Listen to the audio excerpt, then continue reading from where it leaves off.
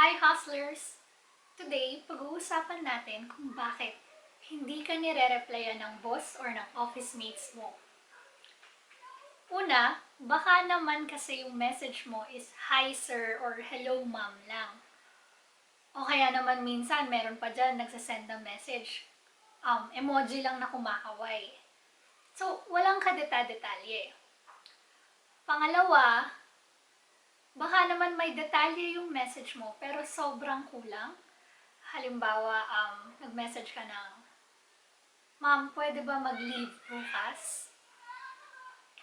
O kaya naman, baka parang FYR or FYI lang yung message mo. So, walang call to action.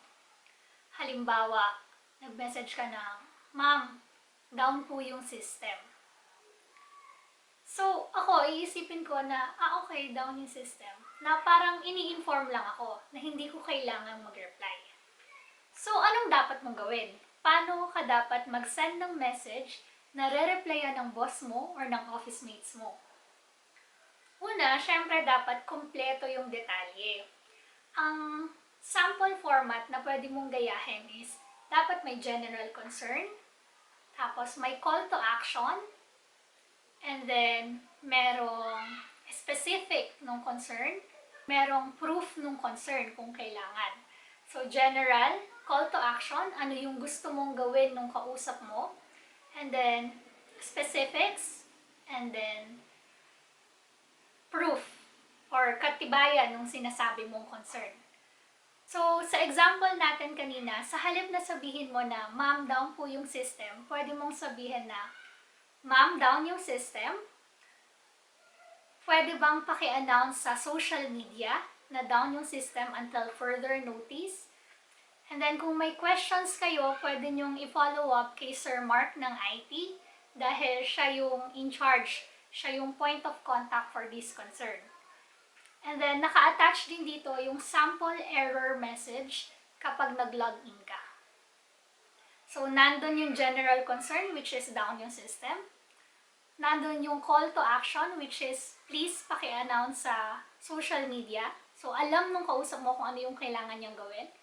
And then nandun yung specific ng details which is for further questions ask Mark from IT department. And then last is screenshot nung error message kung para alam mo kung ano ba yung ibig niyang sabihin sa down yung system. So, kailangan gawin mong madali para sa kausap mo yung gumawa ng desisyon or mag-reply sa'yo. And magagawa mo yon kung kumpleto yung details mo from the start. Halimbawa, yung kanina ring example, sa halip na sabihin mo na, Ma'am, pwede ba ako mag-leave bukas? Kasi ang hirap replyan nun kulang yung detalye. Ang hirap sumagot na oo or hindi.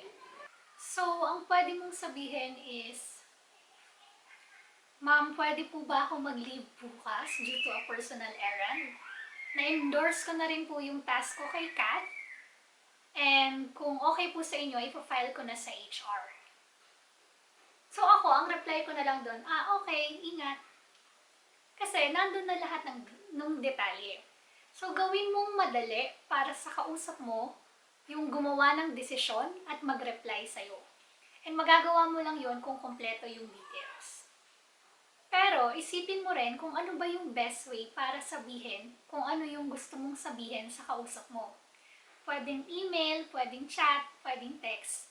Pero may mga bagay na kailangan face-to-face o kaya via phone call. Depende sa urgency o kaya sa sensitivity and complexity nung mensahe mo. Kung urgent yung kailangan mo at hindi ka nire-replyan, pwede mo nang tawagan sila or tawagan kung sino man yung sa tingin mong makaka-reach agad sa kanila. Pero, choose your battles carefully ha.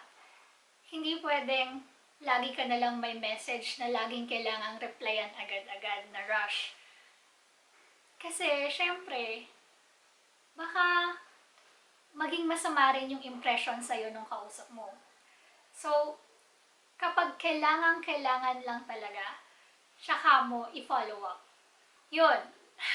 Sana replyan ka na ng kausap mo. Good luck At para naman sa team ko, lalo na yung mga bago, i-practice niyo to ha, para hindi ko kayo ma-seenzone ng isang buong araw or ng isang buong linggo.